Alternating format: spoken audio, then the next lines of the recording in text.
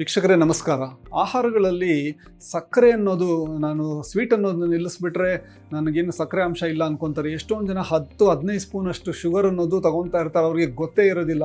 ಸಕ್ಕರೆ ಅಂದ ತಕ್ಷಣ ಕೇಕು, ಈ ಚಾಕ್ಲೇಟ್ಸು, ಸ್ವೀಟ್ಸು ಇದರಲ್ಲ, ಪ್ರತಿದಿನ ತಿಂತಾ ಇರೋ ಒಂದು ಆಹಾರದಲ್ಲಿ ಎಷ್ಟೊಂದು ಜನ ಸಕ್ಕರೆ ಅಂಶ ತಗೊತಾ ಇರ್ತಾರೆ. ನಾನು ಆ್ಯಸ್ ಎ ಗ್ಯಾಸ್ಟ್ರೆಂಟ್ರಾಲಜಿಸ್ಟ್ ಪ್ರತಿದಿನ ಫ್ಯಾಟಿ ಲಿವರು, ಬೊಜ್ಜು, ಈ ಮಧುಮೇಹ, ಹಲವಾರು ಗ್ಯಾಸ್ಟ್ರಿಕ್ ಡೈಜೆಸ್ಟಿವ್ ಪ್ರಾಬ್ಲಮ್ಸ್ನ ನೋಡ್ತಾ ಇರ್ತೀನಿ. ಎಷ್ಟೊಂದು ಜನ ಸರ್ ನಾನೇನು ಶುಗರೇ ತಿನ್ನೋದಿಲ್ಲ ಅಂತ. ಅವ್ರ ಡಯೆಟ್ನ ನಾವು ಕ್ಲೋಸಾಗಿ ನೋಡಿದ್ರೆ ಎಷ್ಟೊಂದು ಸರಿ ಈ ಸಕ್ಕರೆ ಅಂಶ ಅನ್ನೋದು ಒಂಥರ ಹಿಡನ್ ಇರುತ್ತೆ, ಔತ್ಕೊಂಡಿರುತ್ತೆ.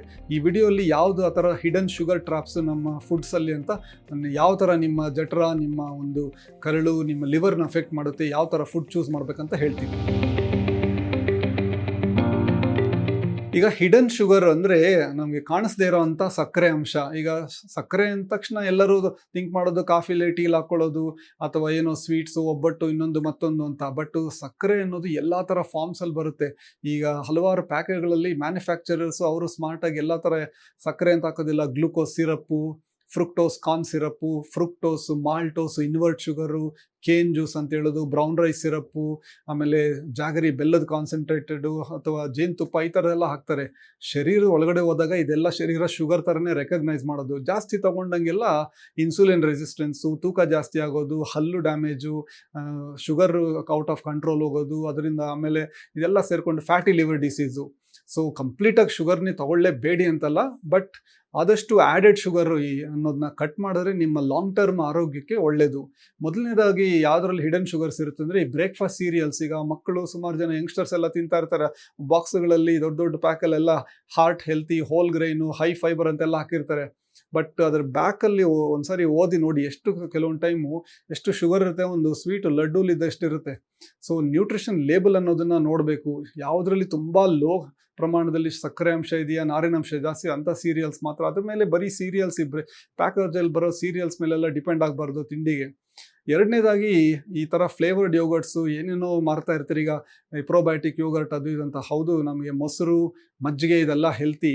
ಬಟ್ ಫ್ಲೇವರ್ಡ್ ಯೋಗರ್ಟ್ ಅಂದರೆ ಅದರಲ್ಲಿ ಸಕ್ಕರೆ ಅಂಶ ಇರುತ್ತೆ. ಕೆಲವೊಂದು ಟೈಮು ಹಲವಾರು ಥರದ್ದು ಫ್ರೂಟ್ ಕಾನ್ಸಂಟ್ರೇಟ್ಸು, ಫ್ಲೇವರಿಂಗ್ಸ್ ಇದೆಲ್ಲ ಹಾಕಿ ಅದು ಒಂಥರ ಶುಗರ್ ಔತಿರುತ್ತೆ ಅದರಲ್ಲಿ.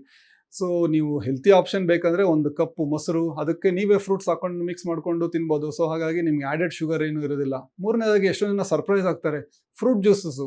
ಈಗ ಹಣ್ಣನ್ನೋದು ಹೆಲ್ತಿ, ಅದೇ ಹಣ್ಣಿನ ರಸ ಏನು ಹೆಲ್ತಿ ಅಲ್ಲ ಅದು. ಯಾಕಂದರೆ ಈವನ್ 100% ನ್ಯಾಚುರಲ್ ಆಗಿ ಎಕ್ಸ್ಟ್ರಾಕ್ಟ್ ಮಾಡಿರೋಂಥ ಹಣ್ಣಿನ ರಸದಲ್ಲೂ ತುಂಬ ಸಕ್ಕರೆ ಅಂಶ ಇರುತ್ತೆ. ಯಾಕಂದರೆ ನಾರಿನಾಂಶ ತೆಗೆದುಬಿಟ್ಟಿರ್ತೀವಿ. ಸೊ ನಾರಿನಾಂಶ ತೆಗೆದಾಗ ಏನಾಗುತ್ತೆ, ಕೆಲವೊಂದು ಟೈಮ್ ಎಸ್ಪೆಷಲಿ ಪ್ಯಾಕೇಜ್ಡ್ ಜ್ಯೂಸಸ್ ಇರುತ್ತಲ್ಲ, ಅದರಲ್ಲಂತೂ ವಿಪರೀತ ಶುಗರ್ ಇರುತ್ತೆ, ಆ್ಯಡೆಡ್ ಶುಗರು. ಸೊ ಈ ನಾರಿನಾಂಶ ತೆಗೆದಾಗ ಏನಾಗುತ್ತೆ, ಶುಗರ್ ಸ್ಪೈಕ್ಸ್, ನಾವು ತಗೊಂಡ ತಕ್ಷಣ ಶುಗರ್ ಸ್ಪೈಕ್ ಅನ್ನೋದು ಜಾಸ್ತಿ ಆಗುತ್ತೆ. ನಾರು ಇದ್ದಾಗ ಹಣ್ಣಿನ ಜೊತೆ ನಾವು ಸಕ್ಕರೆ, ಅದರಲ್ಲಿರೋ ಸಕ್ಕರೆ ತಿಂದಾಗ ಶುಗರ್ ರಿಲೀಸು ಸ್ಲೋ ಆಗಿ ಆಗ್ತಾ ಇರುತ್ತೆ. ಸೊ ಈ ಮಧುಮೇಹ ಇರೋರಿಗೆ, ಫ್ಯಾಟಿ ಲಿವರು, ಇನ್ಸುಲಿನ್ ರೆಸಿಸ್ಟೆನ್ಸ್ ಇಂಥವ್ರಿಗೆಲ್ಲ ಫ್ರೂಟ್ ಜ್ಯೂಸ್ ಅನ್ನೋದು ಒಳ್ಳೆಯದೇ ಅಲ್ಲ. ನಾಲ್ಕನೇದಾಗಿ ಕೆಚಪ್ಸು, ಸಾಸಸ್, ಎಸ್ಪೆಷಲಿ ಮಕ್ಕಳೆಲ್ಲ ತಿಂತಾ ಇರ್ತಾರೆ. ಎಷ್ಟೊಂದು ಸರಿ ಪೇರೆಂಟ್ಸ್ಗೂ ಗೊತ್ತಿರೋದಿಲ್ಲ ಇದ್ರ ಬಗ್ಗೆ. ಅದರಲ್ಲಿ 1 tea spoon full of sugar ಇರುತ್ತೆ ಒಂದೊಂದು ಕೆಚಪ್ಸ್ಗಳಲ್ಲಿ.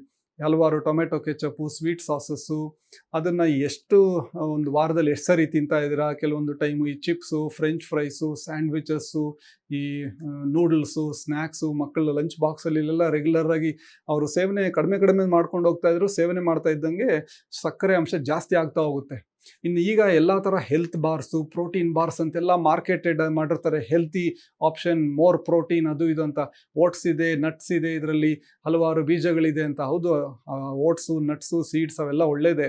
ಬಟ್ ಇದರಲ್ಲಿ ಶುಗರ್ ಸಿರಪ್ಪು, ಈ refined sugar, dried fruit concentrate ಎಲ್ಲ ಹಾಕಿ ಅದರಲ್ಲೆಲ್ಲ ಸಕ್ಕರೆ ಅಂಶ ಅನ್ನೋದು ನಮಗೆ ಕಣ್ಣಿಗೆ ಕಾಣಿಸೋದಿಲ್ಲ, ಆ ಥರ ಇರುತ್ತೆ. ಕೆಲವೊಂದು ಟೈಮ್ ಆ ಲೇಬಲ್ಸಲ್ಲಿ ನೋಡಿ, ಜಸ್ಟ್ ಬಿಕಾಸ್ ಅದೇನೋ ಹೆಲ್ತಿ ಅಂತ ಹಾಕಿರ್ತಾರೆ ಅಂತ ಹೇಳ್ಬಿಟ್ಟು ಅದು ಹೆಲ್ತಿ ಅಂತಲ್ಲ. ಬ್ರೆಡ್ಡೂ ಸರ್ಪ್ರೈಸಿಂಗ್ಲಿ, ಬ್ರೆಡ್ಡು ಬಂದು ನಿಂತಾದರೆ ಫ್ಯಾಕ್ಟ್ರಿಗಳಲ್ಲಿ ಮಾಡಿರ್ತಾರೆ.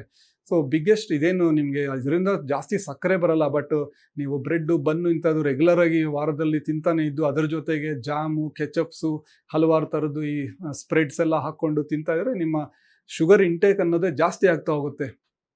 ಈಗ ಯಂಗ್ಸ್ಟರ್ಸ್ ಎಲ್ಲ ಥರದ್ದು ಹೆಲ್ತ್ ಡ್ರಿಂಕ್ಸು, ಎನರ್ಜಿ ಡ್ರಿಂಕ್ಸ್ ಅಂತ ತೊಗೊತಾ ಇರ್ತಾರೆ, ಸ್ಪೋರ್ಟ್ ಡ್ರಿಂಕ್ಸ್ ಅಂತ ಹೇಳ್ಬಿಟ್ಟು. ಅದು ಕೆಲವೊಂದು ಟೈಮ್ ಈ ಮಾಲ್ಟೆಡ್ ಬೆವರೇಜಸ್ ಅಂತೀವಿ, ಈ ಹಾಲು, ಫ್ಲೇವರ್ಡ್ ಮಿಲ್ಕು, ಕೋಲ್ಡ್ ಕಾಫೀಸು, ಇದರಲ್ಲೆಲ್ಲ ಎಷ್ಟೊಂದು ಜನಕ್ಕೆ ಗೊತ್ತೇ ಇರೋದಿಲ್ಲ ಅದರಲ್ಲಿ ಸಕ್ಕರೆ ಅಂಶ ಎಷ್ಟು ಇರುತ್ತೆ ಅಂತ ಒಂದು ಸಿಂಗಲ್ ಸರ್ವಿಂಗಲ್ಲೇ.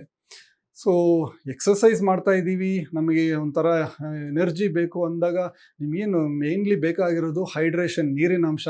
ನಿಮಗೆ ನ್ಯಾಚುರಲ್ ಆಗಿ ಬೇಕಂದರೆ ಈ ಎಳ್ನೀರು ತಗೊಳ್ಳಿ, ಅಥವಾ ಒಂದು ಗ್ಲಾಸು ಮಜ್ಜಿಗೆ ತಗೊಳ್ಳಿ, ಅಥವಾ ಮನೆಯಲ್ಲೇ ನೀವೇ ಪ್ರೋಟೀನ್ ಶೇಕ್ ಥರ ಮಾಡಿಕೊಂಡು ಬಾದಾಮಿ, ಈ ವಾಲ್ನಟ್ಸ್ ಎಲ್ಲ ಹಾಕ್ಕೊಂಡು ಹಾಲು ಹಾಕ್ಕೊಂಡು ಮಿಕ್ಸ್ ಮಾಡಿಕೊಂಡು ಮಿಕ್ಸರಲ್ಲಿ ನೀವು ತೊಗೊಬೋದು. ಈ ಕೆಲವರು ಜೇನುತುಪ್ಪ ಮತ್ತು ಬೆಲ್ಲ, ಅದರಲ್ಲೇನು ಸಕ್ಕರೆ ಇರಲ್ವಲ್ಲ, ಅದೆಲ್ಲ ನೈಸರ್ಗಿಕವಾಗಿ ಅನ್ಕೊತಾರೆ. ಈಗ ಅದರಲ್ಲಿ ಏನೋ ಎಷ್ಟೋ ಸ್ವಲ್ಪ ಒಳ್ಳೆಯ ಅಂಶ ಇರ್ಬೋದು. ಹಾಗಂತ ಹೇಳ್ಬಿಟ್ಟು ನಮ್ಮ ಕ್ಯಾಲೋರೀಸ್ ಜಾಸ್ತಿ ಆಗದೇನೆ, ಶುಗರ್ ಜಾಸ್ತಿ ಆಗದೇನೆ ಇರಲ್ಲ. ಜೇನುತುಪ್ಪ ಬೆಲ್ಲ ಎಲ್ಲ ತಿಂದರೆ ಅದನ್ನು ಕಾನ್ಸಂಟ್ರೇಟೆಡ್ ಸೋರ್ಸಸ್ ಆಫ್ ಶುಗರೇ, ಅದನ್ನು ನ್ಯಾಚುರಲ್ ಅಂತ ನೈಸರ್ಗಿಕವಾಗಿ ಸಿಗುತ್ತೆ ಅಂತ ಹೇಳ್ಬಿಟ್ಟು ಅನ್ಲಿಮಿಟೆಡ್ ಆಗಿ ಇಷ್ಟ ಬಂದಂಗೆ ತಿನ್ನೋಕ್ಕಾಗಲ್ಲ. Quantity matters. ಸಿಂಪಲ್ ರೂಲ್ಸ್ ನಾನು ಹೇಳೋದು ಏನಂದರೆ, ಮೊದಲನೇದಾಗಿ ಈ ಥರ ಈ ಶುಗರ್ ಅನ್ನೋದು ಎಲ್ಲಿ ಅದು ಹಿಡನ್ ಇರುತ್ತೆ, ನಮ್ಮ ಕಣ್ಣು ಕಾಣಿಸ್ದೆ, ಫಸ್ಟ್ ನ್ಯೂಟ್ರಿಷನ್ ಲೇಬಲ್ ನೋಡಿ ಆ ಪ್ಯಾಕೆಟ್ಸ್ ಮೇಲೆ.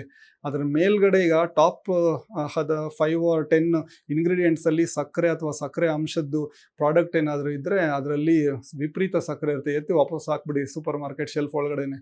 ಹೋಲ್ ಫುಡ್ಸ್ ತಗೊಳ್ಳಿ, ಆದಷ್ಟು ಪ್ಯಾಕೇಜ್ಡ್ ಫುಡ್ಸ್ ಅಲ್ಲ, ನ್ಯಾಚುರಲ್ ಆಗಿ ಸಿಗೋವಂಥ ಫುಡ್ಸು. ಇನ್ನು ಈ ಫ್ರೂಟ್ ಜ್ಯೂಸಸ್ಸು, ಬೆವರೇಜಸ್ಸು, ಈ ಕಾರ್ಬೋನೇಟೆಡ್ ಸೋಡಾ, ಇಂಥ ಈ ಕಾರ್ಬೋನೇಟೆಡ್ ಡ್ರಿಂಕ್ಸು, ಕೋಲಾಗಳು, ಇವೆಲ್ಲ ವಿಪರೀತ ಶುಗರ್ ಇರುತ್ತೆ. ಸೊ ಇದು ತುಂಬ ಪ್ರಾಬ್ಲಮ್. ಈಗ ನಮ್ಮ ದೇಶದಲ್ಲಿ ಸಕ್ಕರೆ ತಿನ್ನಬೇಡಿ, ಸ್ವೀಟ್ ತಿನ್ನಬೇಡಿ ಅಂತಲ್ಲ. ಈಗ ಫೆಸ್ಟಿವಲ್ಸು, ಏನೋ ಒಂದು ಅಕೇಶನಲ್ಲಿ ತಿಂದರೆ ಸಮಸ್ಯೆ ಇಲ್ಲ. ಬಟ್ ಈ ರೆಗ್ಯುಲರ್ ಆಗಿ ಗೊತ್ತಿಲ್ಲದೇ ತಿಂತಾ ಇರ್ತಾರೆ ಪ್ರತಿದಿನ. ಆ ಹಿಡನ್ ಸೋರ್ಸ್ ಅನ್ನೋದಿರುತ್ತಲ್ಲ ಅದು, ಸೊ ಅವ್ರಿಗೂ ಗೊತ್ತಿಲ್ಲದೇ ಸಕ್ಕರೆ ಅಂಶ ಕನ್ಸ್ಯೂಮ್ ಮಾಡಿಕೊಂಡು ತೂಕ ಜಾಸ್ತಿ ಆಗ್ತಾ ಇರುತ್ತೆ. ಇನ್ಸುಲಿನ್ ರೆಸಿಸ್ಟೆನ್ಸು, ಮಧುಮೇಹ, ಫ್ಯಾಟಿ ಲಿವರು. ನಮ್ಮ ಡಯಟು ಏನು ಕಾಂಪ್ಲಿಕೇಟೆಡ್ ಬೇಕಾಗಿಲ್ಲ. ಸೊ ಆದಷ್ಟು ಈ ಥರ ರಿಫೈನ್ಡ್ ಶುಗರ್ಸ್ನ ಕಟ್ ಮಾಡಿದ್ರೆ ಸಾಕು. ಅದರಿಂದನೇ ನಿಮ್ಮ ಹೆಲ್ತು, ನಿಮ್ಮ ಶುಗರ್ ಕಂಟ್ರೋಲು, ಫ್ಯಾಟಿ ಲಿವರು ಇವೆಲ್ಲ ತುಂಬ ಅದ್ಭುತವಾಗಿ ಇಂಪ್ರೂವ್ ಆಗುತ್ತೆ. ದಯವಿಟ್ಟು ಈ ವಿಡಿಯೋನ ಫ್ರೆಂಡ್ಸ್ ಫ್ಯಾಮಿಲಿ ಜೊತೆ ಶೇರ್ ಮಾಡ್ಕೊಳ್ಳಿ. ಎಷ್ಟೊಂದು ಜನಕ್ಕೆ ಅವರು ಗೊತ್ತೇ ಆಗಿರೋದಿಲ್ಲ ಕೆಲವೊಂದು ಸಕ್ಕರೆ ಅಂಶ ಅವರು ಯಾವ ಥರ ಕನ್ಸ್ಯೂಮ್ ಮಾಡ್ತಾ ಇದ್ದಾರೆ, ಇದರಲ್ಲಿ ನಿಜವಾಗ್ಲೂ ಶುಗರ್ ಇರಬಹುದಾ ಅನ್ನೋದು. ಯಾಕಂದರೆ ಅದರಿಂದನೇ ಕೆಲವೊಂದು ಟೈಮ್ ಕಷ್ಟಪಡ್ತಾ ಇರ್ತೀವಿ, ಇದೇನಿದು ಎಲ್ಲ ಥರ ನಾನು ಇದು ಮಾಡ್ತಾ ಇದ್ದೀನಿ, ಸ್ವೀಟ್ಸ್ ತಿಂತಲ್ಲ ಆದರೂ ವೆಯ್ಟ್ ಕಡಿಮೆ ಆಗ್ತಾ ಇಲ್ವಲ್ಲ ಅಂತ. ಯಾಕಂದರೆ ಅವ್ರಿಗೆ ಗೊತ್ತಿಲ್ಲದೆ ಇರೋ ಥರನೇ ಅವರು ಸಕ್ಕರೆ ಅಂಶನ ಸೇವನೆ ಮಾಡ್ತಾ ಇರ್ತಾರೆ. ಧನ್ಯವಾದ.